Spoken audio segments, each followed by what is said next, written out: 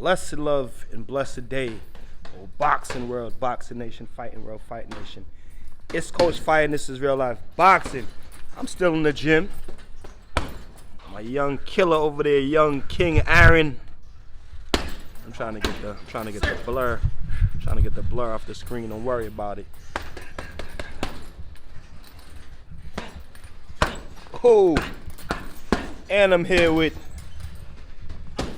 pro boxer Miguel Soft Touch Torres, my man. Now how long I've been trying to interview this guy, but I had to wait until he got his hair cut. and he got his hair cut now, so now I could get the champ, you know what I'm saying, live on the joint. Y'all see he still got his groin protector on. Yep. He got the nice Klecto Rays headgear. Good and sweating. Man's put some work in the gym, he is. Yep. Soft Touch Torres. Let's talk about El Bandera Roja, David Benavidez. Red flag. Who fucking destroyed David Lemieux last night. He's looking like the dark horse of the whole division. The dark horse of the whole division, boy. I'm like, Chalo, stay your ass away from David Benavidez, all right? Really the boogeyman. So you seen the highlights? I just saw the Soft Touch, he didn't see the whole fight, but I seen the whole fight. We're going to get into it. What'd you think from the highlights? Just from the highlights, it looked like Lemieux was a little bit past his time, but I'm not going to take that away from Benavidez. Benavidez, I saw him putting in combinations. I saw him coming up the middle of the guard, and like always, he comes with firepower. 3, 4 uppercuts in a row. The combinations is beautiful. 3, 5 left hooks in a row. Now, honestly, you know, I asked Soft Touch what he thought about the fight. He said he thinks Lemieux might have just came in for a payday, and I said no. He tried. The man's tried to do his thing, but goddamn, the first round was decent. Like David Lemieux was coming forward. What I love about David Benavidez though is with all the punching power. You guys hear me talk about this shit all the time on my channel. With all the punching power, all the great combinations, that man works behind his fucking jab and comes behind his jab. You know what I'm saying? And I love that about David Benavidez, but none of that would work without it. Exactly. Did you see the end of the first round when he got hit? The first initial shot that hurt David Lemieux when he got hit with that left hook, and then the referee. I think that was part of the highlights. Shout out to the ref, because the ref is a legend for actually not stopping the fight in the first round. But we don't want to see fighters get hurt, because I mean, El Bandera Roja was just hitting him with some crushing fucking punches.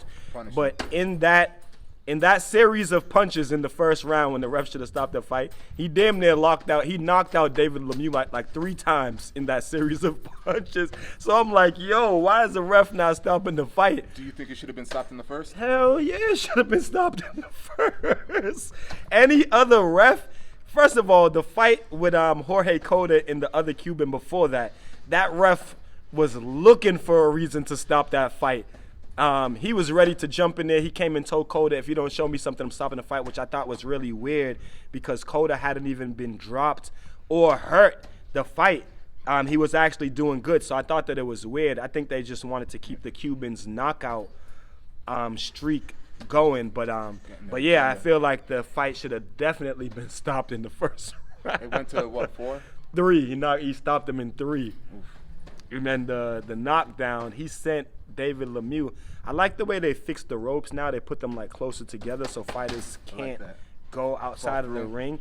But they need to make the apron like bigger outside of the ring, which may sound kind of weird because I think that'll stop fighters from like falling out of the ring and falling directly on the floor, hitting their head. We seen that happen to a fighter the other day. I can't remember his name. But this one, Lemieux got knocked out the ropes, but he just landed. He just landed on the apron like outside of the ring. But vicious. Yo, great performance by Benavidez, man. And I really like Benavidez. I know I've talked shit on my channel about him before, but that was more of him not being disciplined, like never making weight, the failed drug test. He did. He came in. Yep, he came in 2 pounds lighter than the weight, and the performance was great. Like, I watched Benavidez in the past, but the performance was great. Like just working behind his jab, setting up the power punches, just a fucking thing of beauty. Benavidez is 25 now, almost 26. He's starting to get into his stride. He's starting to leave the past, his kind of like childish ways in the past. Yeah. I don't think he's going to be testing positive for anything anytime soon. Word. And I think it looks like he's going to be making weight.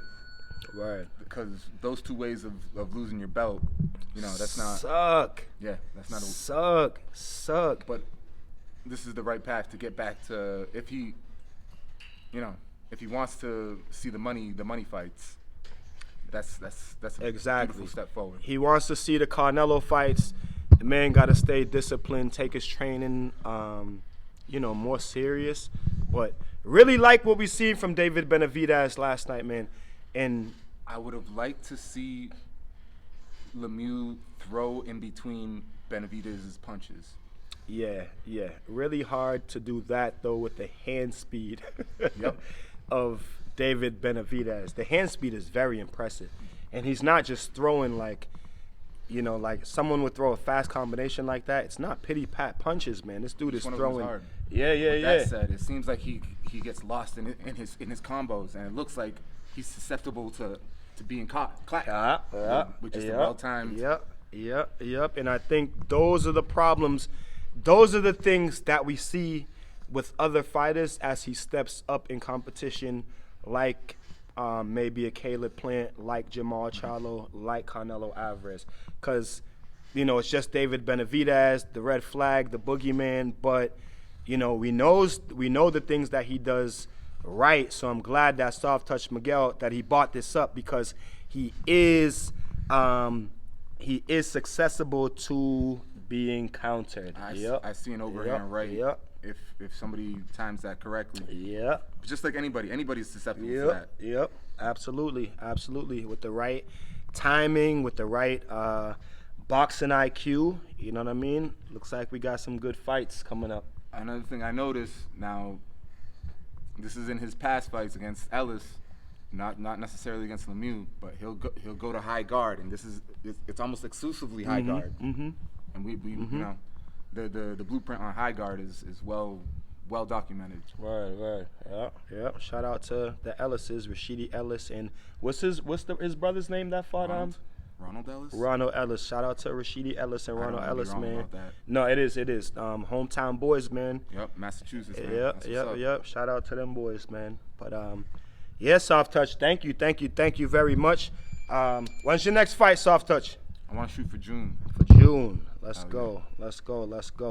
June, like late June? I want to try for later June. Word. So we in May right now. Get a good, this guy's in training camp every fucking day. Every day. See us Sunday and we in the gym. His shirt is soaked. Yeah. So it's always training camp, man. In this gym, like the fighters, they gym rats, man. They in the gym all the time. They stay in fighting shape. They ready. If we get a call from Mayweather, from Uncle Al and Leonard Ellaby and Uncle Eddie Hearn, you know what I mean? If we get the text message coming on Papa Martin's phone, you know what I mean? We got fighters ready. I'm going in on 6 weeks now of not taking a day off. Let's go. I'm gonna try and keep this thing rolling. Let's go, Soft Touch. Let's go. Hell yeah. And he's a very, very, very good fighter, man. Like I said, fighters in our gym, we stay in shape, man. We looking to be one of these boys on the come up, taking one of these big fights. You know what I mean? Shout out to the Polish Prince, Ryan. What's his last name? Ryan Suzeski. Yeah, shout out to the Polish Prince, man. Prince. Yeah, hometown boy. DeLuca.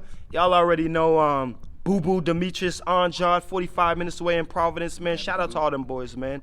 Hey, like I said, we just waiting. We waiting for some phone calls. We waiting to be up on one of them big shows and get our shot too, man. You feel me? Let's go, Soft Touch. Thank you, my man. Thank you. Y'all already know what it is. Till then, keep fighting, protect yourself at all times, man. Peace and one love.